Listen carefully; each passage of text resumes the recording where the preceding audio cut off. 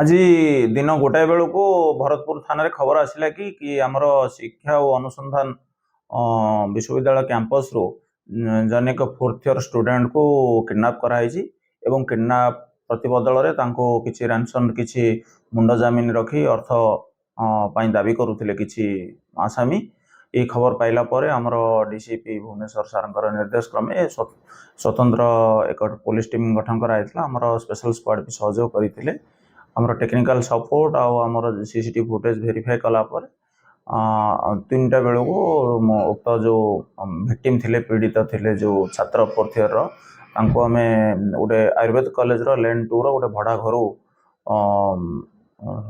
सुस्थ अवस्था ताकू पुलिस उद्धार करिथिला एवं एथिरे संपृक्त थिबा 4 जण आसामी को धरिबारे सफल होइथिला।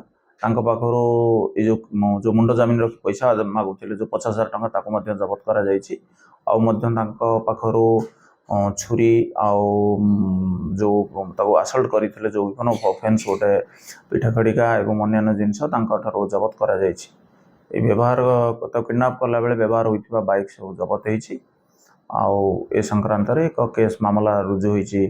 पीड़ित जी अछंती विश्वजित प्रधान तालचेर जी अच्छा रही पाठ पढ़ुंट अभियोग आधार एक मामला रुजु होती भरतपुर थाना रे आउ आसामी मान कोर्ट फरवर्ड कर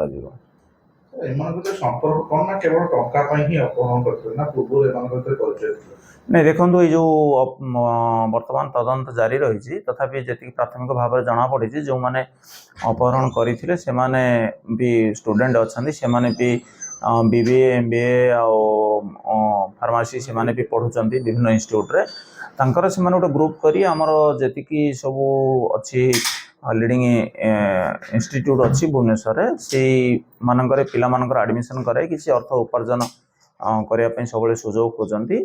आउ ये जो पिला पीड़ित माने थिले जहाँ को अपहरण करा जायतिला से मध्य से भली कार्य करती आउ से किसी से अर्थ उपार्जन करिसेंती तांको पाखरे सेमती बहुत अर्थ टंका थिबो या भाबी ताको किडनैप करिथाले।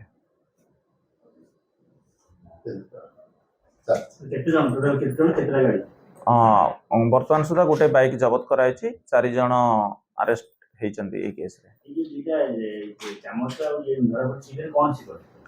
एटा इथरे ताको असल्ट करिसंती बाडैचंती पीड़िता को जो विश्वजित प्रधान को आ ये चाकू देखै ताको धमकैथिले पैसा पाए नहीं सेमिति तार आघात किछि हेइनी ताको सेमिति विजिबल इंजरी किछि नाही ताको मेडिकल टेस्ट करिथिलु सेमिति से अखेद अछंती।